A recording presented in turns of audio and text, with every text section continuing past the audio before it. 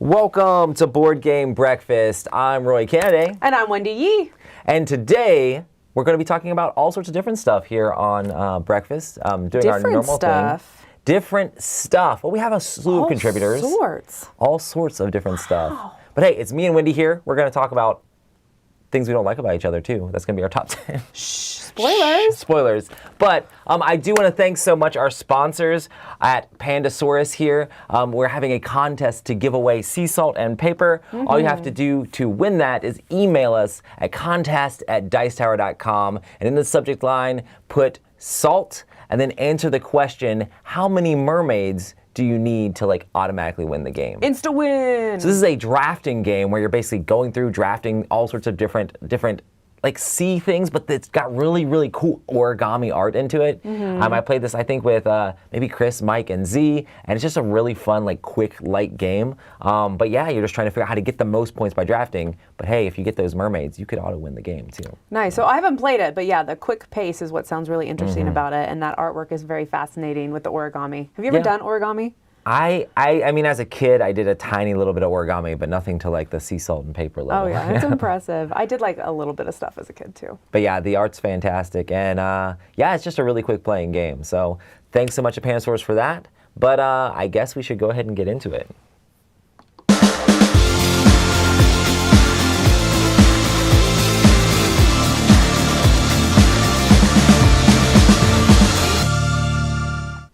All right, first off, for my eye catcher, we're going to do Kutna Hora, the City of Silver. Now, I'm hoping I'm pronouncing that correctly, because oh my goodness.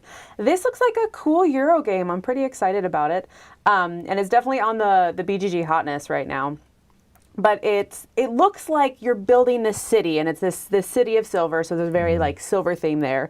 But it looks like some fun economics are going on, and what really interests me is that it sounds like you're building the city together, so there's a lot of positive interaction. At least I'm hoping it's positive interaction. Interesting. And not like, hey, I took your land plot and whatever.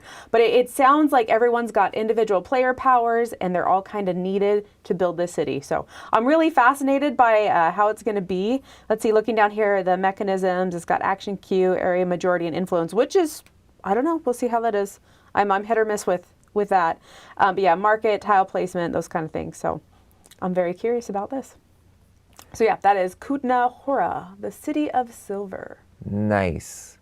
Well, for me, I wanted to talk about Undaunted 2200, basically. I know Undaunted is like a huge like IP as far as like that game's been well regarded and everybody really enjoys it. But all the other themes on Undaunted have been like war themes. Yeah. And for some reason that doesn't necessarily appeal to me. And I just want to put this on my list just because I don't know, just it being in space or like in the future and not actually like real makes me like super excited about the game. I'm like, oh, I heard that game's amazing. And now that it's not war themed, I'm actually interested in playing it. I don't know, that's a weird hang up for me. No, it's not historical. I don't know if it's because my dad loves war games and like for some reason I'm not into it, or just war in general. I'm just like, but like if it's in space. But your dad likes other stuff you're super into. I know. Like the RPGs and stuff. I like the RPGs and the Lord of the Rings and Dune and all that stuff. But I don't know, I just really am gravitated to not real life. Did you like history in school? No. I didn't either. And I don't like history. I don't like history teachers. Mike? No, I'm just kidding. No. He's in an airplane, isn't he, right now? You can't talk bad about him. Mike? He's flying across the ocean. He might drown. We don't know. I hope not. But yeah, so I'm super interested in this, and I'm really excited to play it. Because maybe if I play this one and learn it really well, I can play the Undaunted ones, the war ones with my dad, and be like, pretend like it's Space Marines instead. Yeah. Do you ever like click up on the pictures or anything like that and see the cover and like what some of that looks like? That's true. But yeah, these do look. Oh, we only have the cover for this so far. But look how spacey it is. Look at all that space. What's going on with his face? There's like space in his face. None of that exists in real life, and that's what I'm into. I don't know why. Those cool guns. Yeah, when I play a board game, I pew-pew. want to be transported to a fantasy world that doesn't actually exist. Literally another world. Like no Mars, farming. Jupiter. I can farm in real life. No wars. I could war in real life, and I hope I never have to. You know. Oh. So yeah. I can never be drafted. I have asthma. But yeah, that is our things we were interested in, or exciting things of the week. And let's get to some contributors.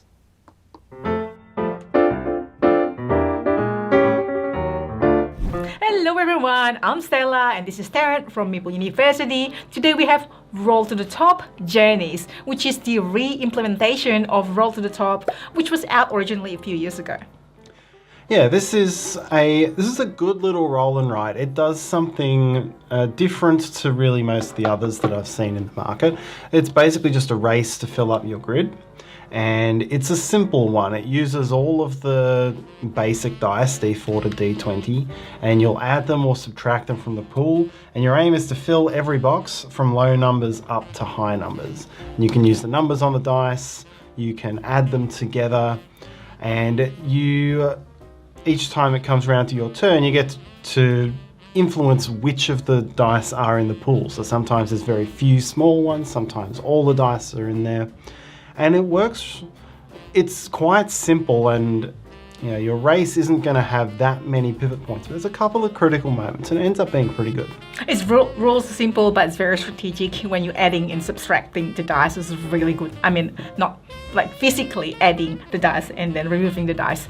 And it also comes with a few different maps. So you can see these two are double-sided, and there's different ones. There's expansion as well. They may have slightly different rules. It's really interesting. It's just a great gameplay. Up to 6 players. I think it is also on BGA, so check it out. Yeah, I like that they've used the landmarks theme. It gives them lots of different maps, as well as something which is a really nice and romantic sort of thing. Indeed, so that is Roll to the Top. Check it out, and thanks for watching. Bye. This is a segment where I take a look at a board game based on an IP, and I tell you if the IP and the mechanisms fit together, and whether it's a game you should look at. Today we're looking at Marvel United. I'm going to give you a quick overview. I'm going to come back and tell you what I think. Turn, Hulk has his 3 cards in his hand. He draws 1 at the beginning, so he always has 4 cards, and then he can play whatever he wants. So he might have something special, deal 1 damage to everything else in his location, discard all of the civilians, and then he can move. So you have these different icons. Heroic icons will let you either save a civilian, you get to take them off and put them here, or you can start fulfilling this. If you get 3 of this, you will fulfill this threat, it will go away, and then this will come over here. Now, if you ever to finish one of these, then this will come off, these will always slide down, and now the villain will react after 2 cards instead of 3. If you get the next one off, you can now start fighting the villain. So let's talk about that a little bit. So Captain America moved a little bit on his turn. Let's say Hulk's going to play this with his 2 wild cards. So he will get to activate the card before him, which is a move. So let's say he wants to move up here.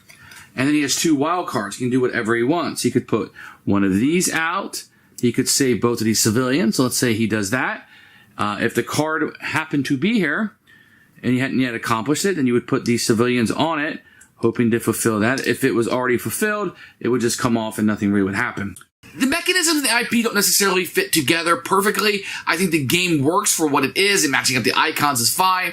This could have been anything. This could have been Vikings. This could have been policemen. This could have been anything. It didn't have to be Marvel superheroes. With that said, I think the mechanisms do work with the Marvel superhero universe. I like how the bad guys and the villains can be put in. Then you have the little henchmen like Crossbones running around. You've also got the different heroes that have different powers, and they can all do something a little bit different. And the distribution of the icons will mix things up with the heroes, and there's a lot more coming for this. So in that regard, I think the IP and the mechanisms work okay together. Middle of the road, I think they work, and the game is super fun. It's a family weight game. If you have little ones, 6 and above, who like Marvel, I can definitely play this with them and teach it with them. It's a cooperative game. They're all going to be playing together. This has been a huge hit in my family, and one I highly, highly recommend.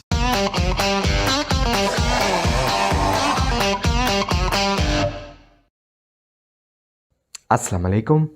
For Star Wars Outer Rim, even though unfinished business expansion has formally been released, and it is a fantastic expansion, but those who still have not been able to get their hands on that unfinished expansion, or maybe looking for a little bit variety, there are alternate Star Wars character cards file available on the BGG file section.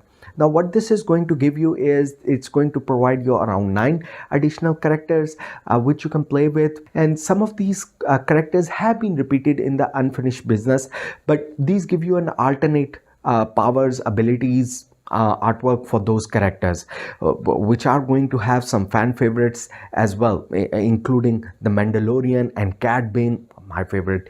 And these are very thematic. So for example, the Mandalorian, if someone attacks him in ground combat, his armor you don't take any kind of damage from ground combat. Pretty cool. And when he is going to be tested for influence, then instead of influence, the Mandalorian can always check his strength. Whereas instead the Cad Bane has the ability that instead of delivering his bounties, he can just eliminate those bounties, kill them in fight, and that is going to give him 1000 units extra. So again, each of these characters are going to be very thematic based on their nature in Star Wars, and that's why I highly recommend that whether you have the expansion or not, get these characters, because they are going to be presenting to you some new playable characters which you are surely going to enjoy. So get the Star Wars Outer Rim extra characters from the BGG file section. That's it for me. Happy gaming.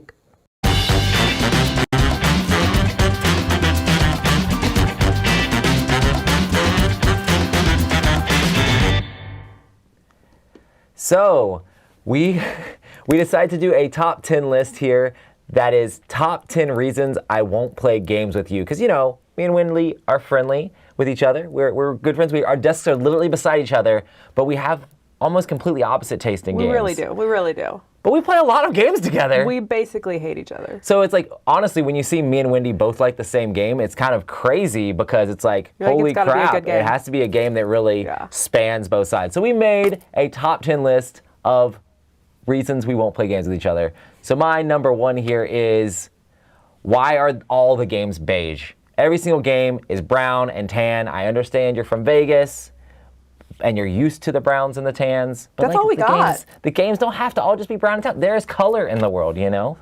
So I agree that Euro games could be nicer looking.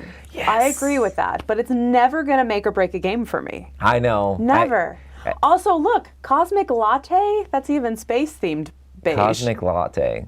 That one's purple. That one doesn't even count, you know? You know, it looks more beige on my computer. It definitely looks more beige on your computer. It really does. That is crazy. The saturation is up on our screen a little bit. Who knows? Who knows? All right. Well, mine is, Roy, do you really have to double my score? There is nothing less fun than sitting down at a game and being like, oh, I'm going to play this game that Roy doesn't even want to play. He's not invested. And then bam, he like doubles or triples my score. And I'm like, what happened? What happened? Well, I didn't have the pretty pictures to look at, so I just had to focus on like winning. Is that really it? Oh. What you hating on farming? My next one is goodness gracious. Farming. Why is every game farming? Like, I understand that in Vegas, like farming and like grass and beautiful flowers and beautiful like landscapes are a fantasy world to you, but like, why does all the games have to be farming games? You know what? We even have palm trees in Las Vegas, and the palm trees are so sad and pathetic compared to the palm trees here. It's funny because palm trees in Vegas is like, you know, the scene in Dune. I just recently rewatched Dune, where they're like watering the palm trees. Yes. And they're like, one palm tree drinks a munch as 90 men or whatever. They're like, should we pull them up? It's like, no, they're sacred palm trees. They're actually desert palm trees. Well, they're not native to Las Vegas, but they are specifically desert There's palm somebody trees. out there just using a little ladle, like trying to water. Just survive. Exactly. Oh my goodness, it's so bad. All right, well, I'm hating on space. Seriously, what is up with space? It is like... It's the final frontier, Wendy. It is 99% dead, cold, nothing. Like, there's nothing out there. I understand all of my space games are pure fantasy anyway. There's literally no way they could exist. Because, like, the stars are so far apart. The planets are so far apart. Oh, yeah. It's like, almost every space game doesn't make sense in reality at all. But like I said, I like my games to not make sense in reality. They all have so- FTL drives. That's what's going on. Exactly. No, see, the thing with space games, I feel like there's two types of space games. You're either fighting each other Yes. for planets, which is ridiculous, or you're just picking up and delivering. And you're like, these people and these items need to go from one planet to another. Well, I Like, did. you could just do that in the desert. You I could did do that with DoorDash for a farming. while, so I guess that is close to That's reality. your life. Yeah, So that's pick up and deliver. too real. Too real. Okay, no combat? Why are you afraid? It's fantasy, it's not real life, but like, I like my games with a little bit of combat and conflict in them, and I love games where you get to build stuff up and then fight each other with it. And like, that's the antithesis of everything you like in games.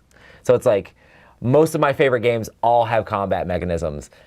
Almost all of your favorite games don't. I mean, I guess you have some storytelling ones that have combat mechanisms in That's it. the thing is, I don't mind combat itself. I just hate the mechanisms behind combat.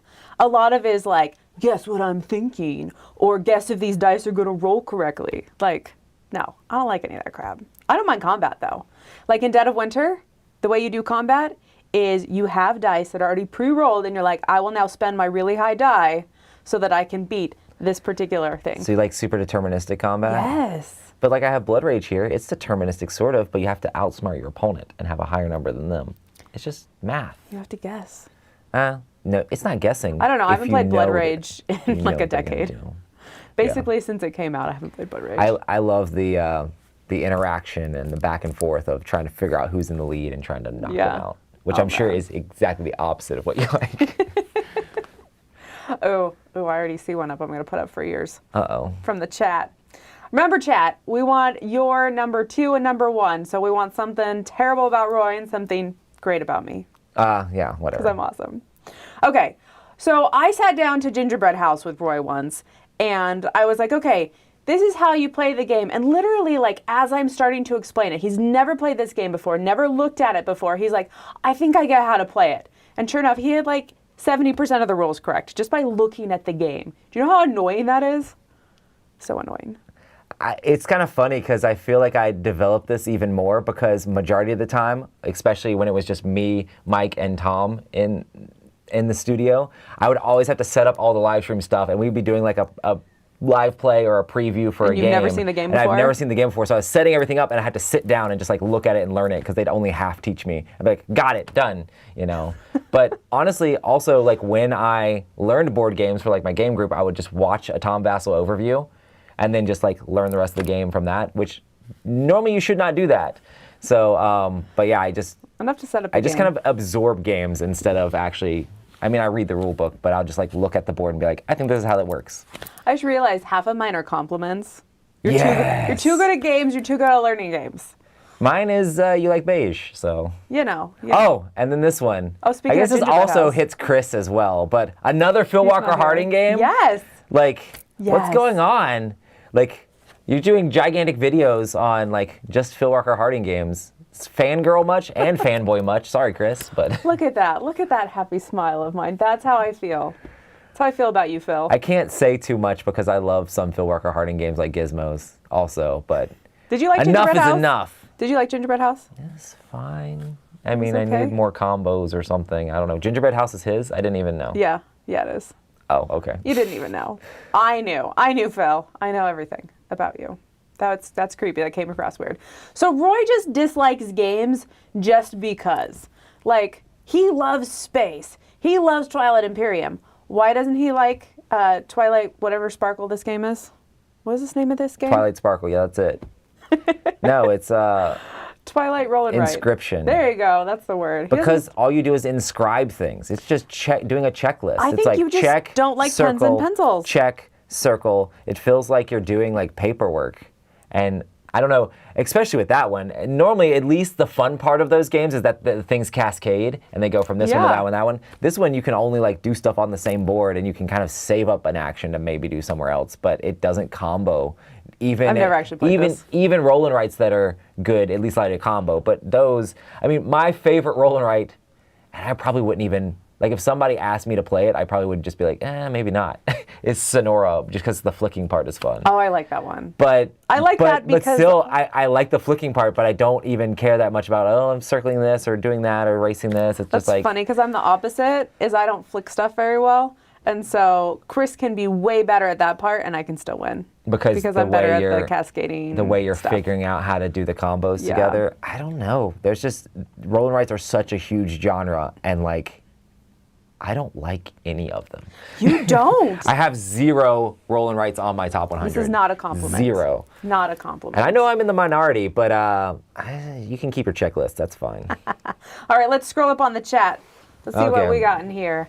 Nobody said anything mean about Wendy. It's just all about me. No, I'm just kidding. For sure. So whose turn? So it has to be, Your I have to pick one for Wendy games are first. too big. Oh, goodness. Did anybody say anything? What is a reason that you wouldn't play games with Wendy? Nobody's going to say anything because they think you're too nice, but they've never played. Because everybody loves Euros, Roy, except you. And roll I and get that. rice. I get that. You know, it's great. I'm okay with being different. Oh my goodness. What did that say? Beige is sometimes better when the board looks too busy and bright. That's fair. That's fair. Sometimes you've got like too cartoony and too much going on with that. Is there any of this stuff that pertains to you? Maybe people are going to comment it now. Maybe. Let's give it. Hit me hard, y'all. Hit me hard. Make it bad. Make me bleed. See, that's the thing is nobody's going to diss on Phil Walker Harding. Everybody knows the beige argument. People like farming, Roy. People like farming. It's how we survive as a human race for like the last few thousand years. I understand, but it's like work. More than a few thousand years. Have you ever worked on a farm? No. That's it. I grew That's tomatoes where it once. is. I have. I grew so tomatoes. That's where it is. I'm basically a farmer. I've Yeah. also grown flowers in Las Vegas, which is a challenge. Pulling weeds out of a farm is not fun, you know. All right, we'll just put up yours, Roy. Okay, wait. Why not play with Wendy where Chris is bound to follow? Oh, that's another compliment. Wait, so you guys want to play with me at a convention just so you can play with Chris? I see how it is. I see how it is. No, I'm just kidding. Okay, I guess we'll skip to mine, you think? Yeah, sounds good. Okay, which one did you want to do? Oh, it was somewhere. This one? Or which Sure, one? that one. That one works. Don't hit ban. I'm not hitting ban. Try not to hit ban. The ban button's right next to the room, the put up. Yeah, your 4X games are too long. I concur. I can't really argue with this because I fixed this, so. Once again, a compliment. Goodness, people. I'm out. I love 4X games. I love Heroes of Land, Air, and Sea. I love Eclipse. I love Twilight Imperium, and I also agree they're too long, but I think that they're worth the time and the effort. The problem is I also do not have the time. I have the effort. I would love to play it. I've been talking to Chris for a long time about like, we need to get Twilight Imperium to the table. Oh my goodness. We need to get it back out. I'm going to kidnap Chris for an entire day from you someday. Or you can come along too. You know what? I once had a conversation with someone that totally seriously was like, Twilight Imperium doesn't really get good until about 12 hours in. No, I've never like, played a 12-hour game of it. They're way too long. They're taking way too many pizza breaks. But yeah, like I love that style game. But also, I agree they are too long, and that's kind of why I personally fixed the problem. Oh my goodness. Well, there we go. Let's go ahead and see some more contributors. Awesome. Happy breakfast, everyone. Today I'm going to talk to you about Star Wars, the deck building game. Yeah, it's probably not the most amazing name. They could have come up with something surely a little bit better than that, but it is also very descriptive of what it actually is. This is a deck building game, surprise, but for 2 people. There's not many of those out there, and actually this does it really well. There's an interesting part of this in the fact that not all of the cards can enter your deck. You're either playing as the Empire or the Rebels, and if you're the Empire, you can't add Rebel cards from the market in the middle to your deck. And it really does, for me, make this one fun at 2 players. Now, while you can't add those cards to your deck, you can destroy them from the market with your attacks. And that adds more choice, because in this you're trying to destroy the enemy's base. But if you do attack that, you're not maybe freeing that market up for other cards that you might want to buy, but also killing their cards from the market means they can't buy them and you get a reward. That's a cool aspect of this game that I've not seen in many deck buildings. Maybe Clank has it a little bit where you're trying to, in some cases, use your swords when you're moving around the map to kill certain creatures that may be in, or at least next to, the market. But this does feel like you are very much against each other, and even what's coming out in the market is sort of split for you. But let me know in the comment section below what you think of Star Wars deck building game, and do you like the fact that you can't add all the cards to your deck? Either way, enjoy the rest of your breakfast. Hello, this is Oliver, and today I'm going to be talking about a game that I actually taught for Lucky Duck at Gen Con, and this game is Cosmoctopus by Lucky Duck Games. And this game is a engine building game, so let's just get straight into it. So what I like about the game is, number one, the theme is awesome. It's like where you're trying to be the best devotee so you can summon the great inky one, Cosmoctopus. But yeah, it's really not as scary as it seems. Really, Cosmoctopus is this little tiny chibi Cosmoctopus character. And, you know, between you and me, he's not that scary. Don't tell him though. And it's just a nice Cthulhu game. Kind of. Another thing I like is the components are super nice. For it not being like a Kickstarter game with super beef stuff, it's super nice. Like, the Cosmoctopus and the tentacles are nice plastic, and the components are like wooden, so it makes it a lot nicer than just like cardboard and more cardboard, you know, like most games. Another thing I liked is just at Gen Con, I taught like 100+ people the game, and it's a super easy teach. It's super easy to get to the table, so if you're teaching this game, don't worry. And I just like to see people like receive the game differently. Obviously, 100+ people aren't, like, not everyone's gonna love the game, but a lot of people went away from the table liking the game, so that was pretty awesome. Another thing I like is that the engine building in the game was awesome. Like, the way that you could get cards that could, you know, kind of help you with the game. And yeah, like, this was definitely my favorite game at Gen Con, and once I get this game in my hands, a review is definitely being done on my channel, Codes Nanotype. Thank you so much for watching. Have a great breakfast. Hello and welcome to One Word, One Question. Sorry it's been a minute. Today's word is before. And the question is, how many times do you have to play a board game before you give it a proper rating? So answer A if you feel like you only have to play the game once. Answer B if you feel like you need to play it 2 to 5 times. Answer C if you feel like you need to play it 6 to 10 times. And answer D if you feel like it needs 10 or more plays. Now, my answer would be A. I usually have a pretty good first impression of a game, and after that initial rating, sometimes it might go up or down a notch, but usually my first impressions are pretty spot on for myself at least. But let me know yours in the comments, and I hope to see you again in another video. Consider subscribing to Board Games, Bricks, and Hobbies. Take care. What we do here is go back.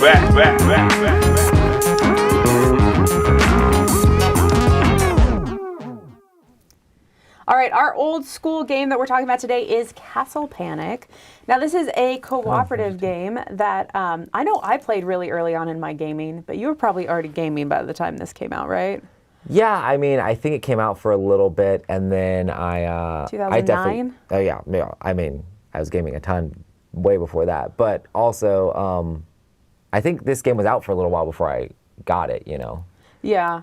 So this is a cooperative game where you're trying to protect your castle, and you've got this castle, you got some walls and stuff, and these monsters, goblins, and whatever bad guys are coming in, and they're coming in from all different sides, and so you're progressively just trying to pick them off and take them out before they hit your castle. If your castle gets destroyed, you lose the game, but you're all working together. And for me, this was I think the second cooperative game I'd ever played. Oh, I think wow. I'd played Forbidden Island, and then this. This actually might have been before Forbidden Island.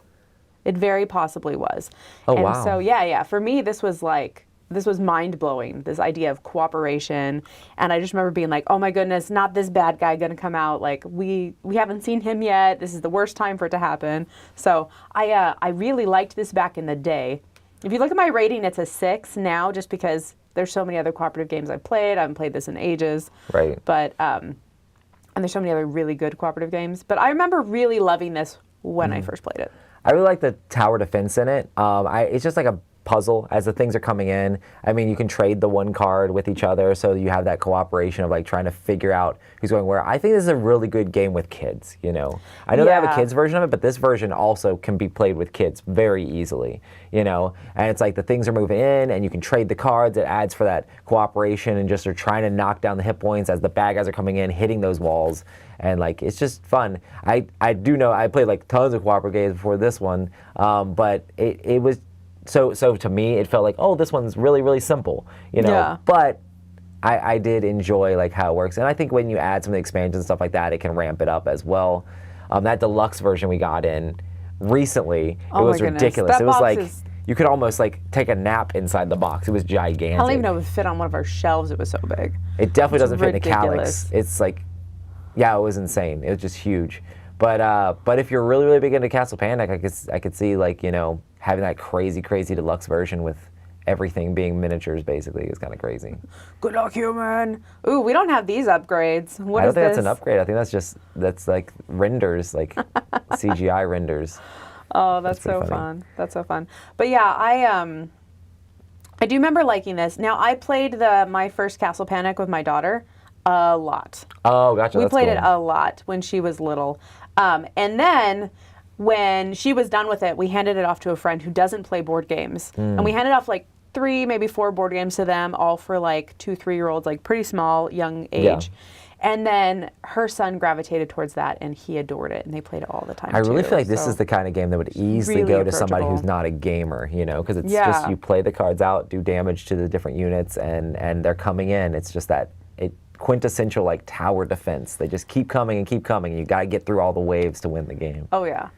So yeah, I would rate it probably around at like a 7. Yeah. You know, too. It's like I think it's a great game, but it's not one that I'm going to gravitate towards always. But I would definitely recommend it to people, especially if you have like a small like young family. You could definitely make this happen. Yes, definitely. And you know, who knows? Maybe we'll play this with our daughter at some point, and it might revitalize that score of mine. Yep. There we go. Let's go ahead and move on to our next set of contributors. Hey guys, I got a brand new game you guys are gonna love. Okay, let's open it.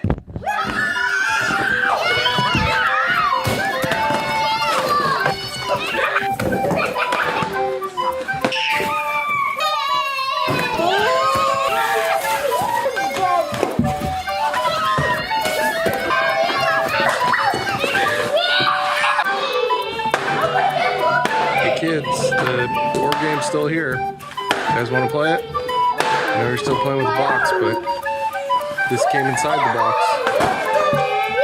Please. Guys, why do I even try?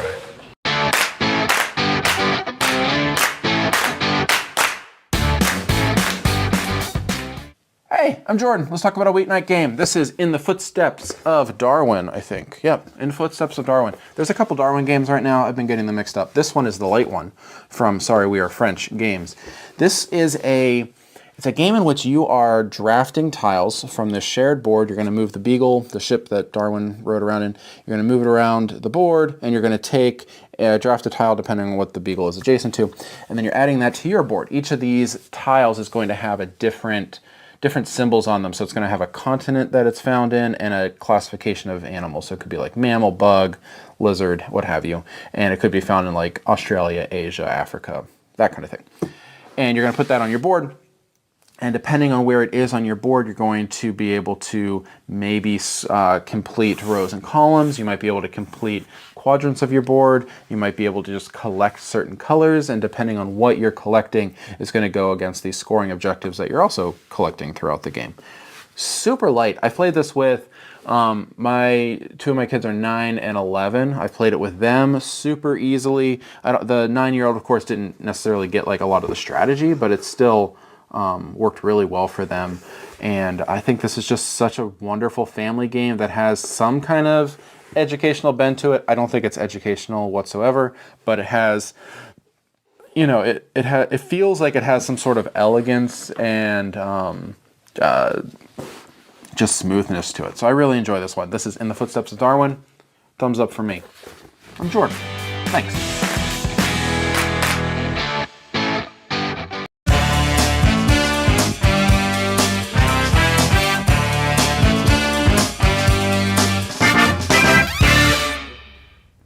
All right, today we have a treat for you. This is the Dice Tower news from October 31st of 2011. So back in them old days. For one, Space Roy. Space still existed back in 2011. I don't know if you knew that. Yeah, it's been around for it's been a thing. A long time. There's some little bit of games that were announced, some stuff like that. Spiel was still happening back then. Do you know what year the Spiel started? A long time ago. A long time ago. In a galaxy far, in a country far, far away. Oh man. So yeah, there's just a bunch of things there. Tom actually announced Dice Tower Con for the first time in this video. I miss the old Melody videos. Like I remember watching so many videos where she was in the video or behind the scenes video, or they used to do reviews together, and now she's grown up and with a child now and moved away and married and stuff. That's awesome. Oh man, did you guys see this? Shut Up and Sit Down was a brand new thing. I didn't realize they were around that long. Oh, I did. Yeah, they were. Yeah, I didn't realize they were a thing all the way back then. Mm-hmm. So that's impressive. Let's see, what is the next one? There is, what is this? Risk Legacy? Yeah. Okay. Risk Legacy was huge when it came out, especially the whole concept of a legacy game. There were just so many people talking about legacy. Is this going to be a thing? Who's ripping up cards? Why would you rip up cards? Look at this. Vicious Fishes for Windows Phone.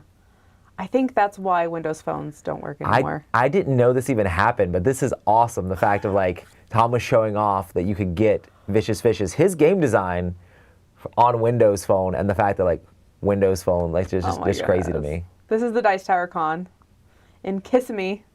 Is that the reservation hotel? Yeah, I'm not sure. I don't know either. Yeah, I remember back hearing about Dice Tower Con at the very beginning and being man, it'd be really cool to go to one of these Dice Tower conventions someday. And now I'm at all of them. Well, that was cool. As Chris and I had talked about going on a cruise, and Chris was like, I'm not interested in cruises until the Dice Tower cruise. Right. He heard about that, and he's like, oh, we got to do that. So we did it as fans before joining over here. The time you guys did it was the first time we met, right? It was, yeah. So I had just started working for the Dice Tower, and that was the first time I actually met Chris and Wendy. So it was really cool. Yeah. So fun, sweet memories. And apparently metabolism ads. Is that's that right. the end of the video? That's his breakfast cereal. I did this on purpose. No? I did not. Okay. All right, so that's the video. It's real short. It's only 3.5 minutes long, so y'all should check it out. Awesome. Let's go ahead and move on to our last set of contributors. Hello, my name is Sven Breckhoff Eriksson, and this is my new segment, Trending Mechanisms, where I took a look at Board Game Geek stats to see what mechanisms are trending in board games. So today we're going to have a look at trick-taking games. Is there a trick-taking renaissance? Well, that's what I'm going to look at today. Just a bit of preamble. There are more and more games published each year. Basically, 2019 there were 5,019 games. That's amazing. So in order to see if there's a trend, you have to make it relative to this. So the next graph is the trick-taking games, but in percentages. So here we have the low point is 2004, 22 games published. Of all the games published that year, 1.1%. The high point was last year, 138 games, 3% of all the games published. So the trend is going up for sure. I mean, that's 6 times the games and 3 times the amount of percentages.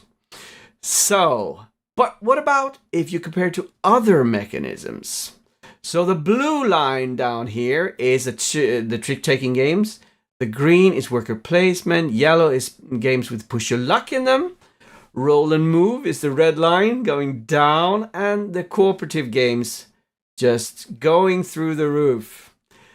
So other trends are stronger for sure than the trick-taking one. I love trick-taking games, but I don't know if there's a renaissance What do you think? Post in the comments below. That's it from me. Goodbye. Good morning, everybody, and welcome to my segment, A Board Game in 1,000 Pieces. I am still in my Villainous series, and today we are looking at Jafar. If you want to win with Jafar, what you have to do is, at the beginning at your turn, Jafar has to bring the Wonder Lamp in the Sultan, in the Palace of the Sultan, and he has to hypnotize Genie. To reach that goal, you will have options like necessary sacrifice or betrayal, or of course Iago is there as well. If you want to spoil his game, you can do this with people like, of course, Aladdin or Princess Jasmine as heroes, and the flying carpet, and funny enough, 3 wishes. You have 3 wishes from the genie. Okay, so that's the game. That's the jigsaw. Let's go for it.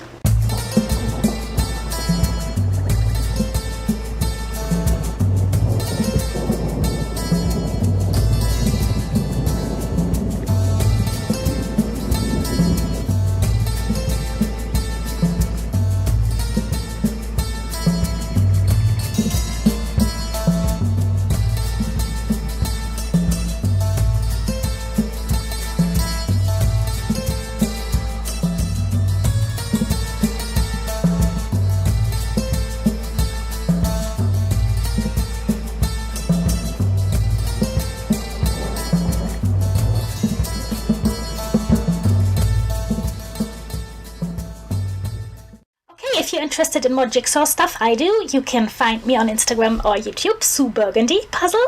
And thank you very much for watching. Have a nice day. Bye bye.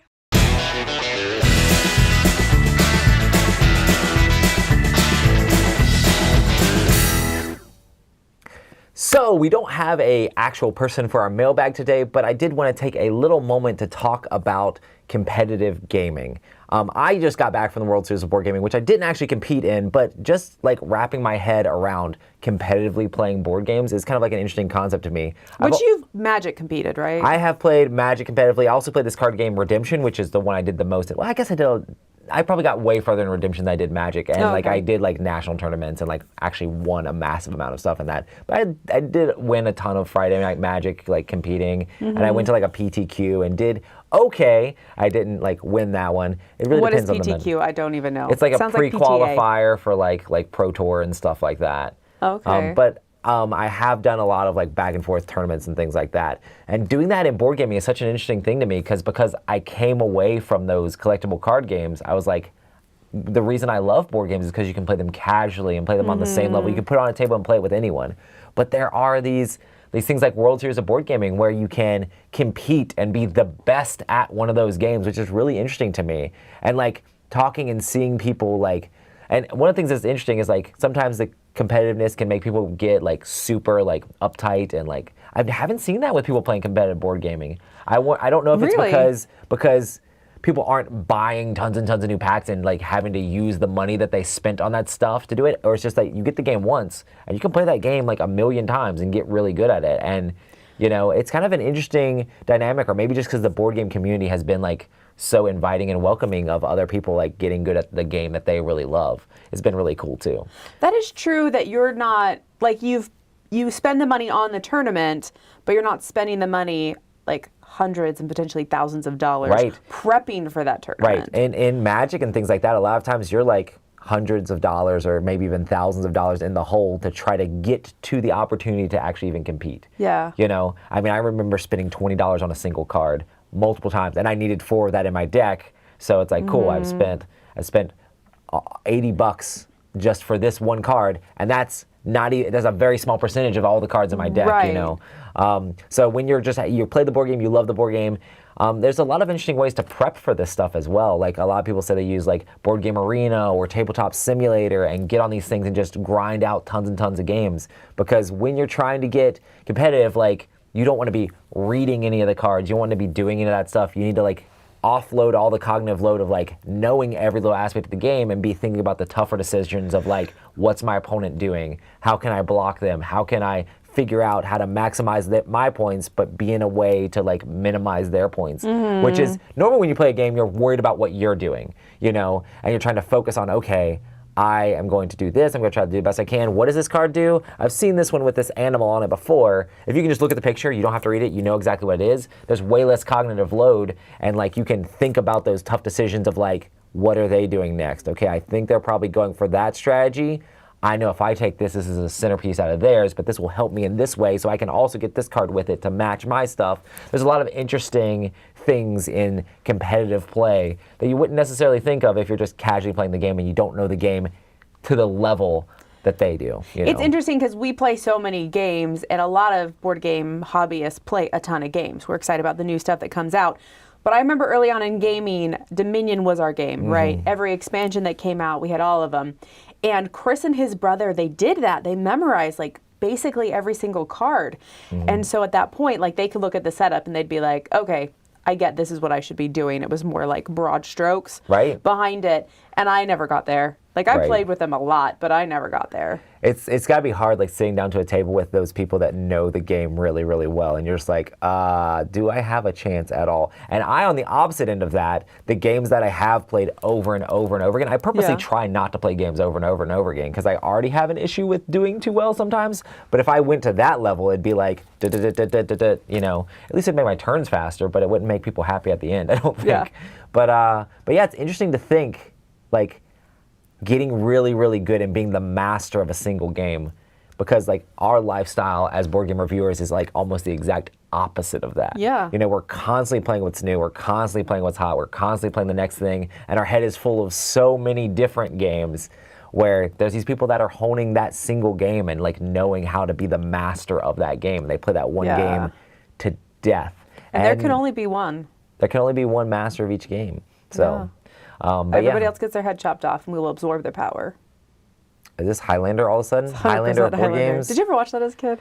No. I loved that back in the day. But yeah, let us know in the comments what you guys think about competitive gaming. Would you ever actually like prep or go to a tournament? Like if you do tournaments, like what are like your routines of prepping? Do you have a game group that you just really tight with and you just talk about the strategies of that game? Or do you just play online a ton to just memorize all the cards and memorize all the components? Or are you just a casual gamer and you're like, I have no real interest in like playing in these heavy tournaments. Like I just want to play board games for the fun of it, and even playing in a tournament can be for the fun of it, but trying to be like really honed in on like how to play really well.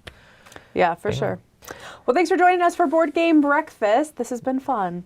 It has been fun. Even if I've had to hang out with Roy.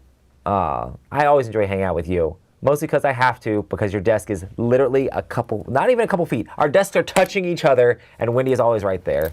You're just in between me and Chris, and that's a problem. It is funny how many conversations literally go over the top of my head. Come back to us, Chris. Thanks for joining us. I'm Wendy Yee. I'm Roy Canning. And have yourself a happy, healthy breakfast.